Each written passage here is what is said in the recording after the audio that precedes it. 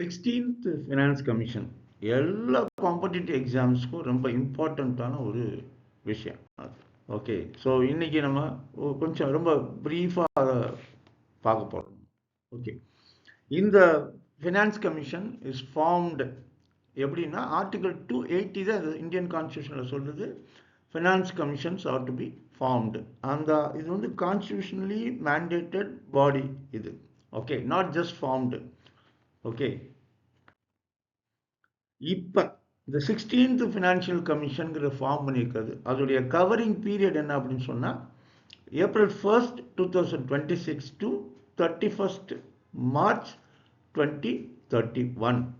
Okay, so 5 இயர்ஸ்க்கு இந்த finance கமிஷனுடைய period இருக்கும். இந்த 5 வருஷத்துக்கான சஜஷன்ஸை கொடுக்க வேண்டியது இந்த ஃபினான்ஸ் கமிஷனுடைய ரெஸ்பான்சிபிலிட்டி.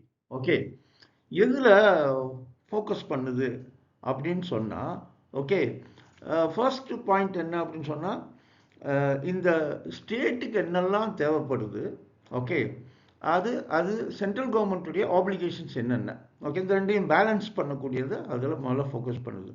ரெண்டாவது என்ன அப்படின்னு சொன்னால் என்ஷூரிங் த ஈக்விட்டி. யாருக்குன்னா லெஸ் டெவலப்டு ஸ்டேட்ஸுக்கானதை அந்த ஈக்விட்டியை அது என்ஷூர் பண்ணும். ஓகே, அண்ட் எஃபிஷியன்சிக்கு ரிவார்டு கொடுக்கும். Okay, also addressing urban finance and local government resources அதுலேயும் பார்க்கணும். ஓகே, ரொம்ப very important point, guiding India's fiscal federalism for the next 5 years. Federalism is a very important one. நம்ம அதை இன்னும் பின்னாடி நம்ம பார்ப்போம் நம்ம.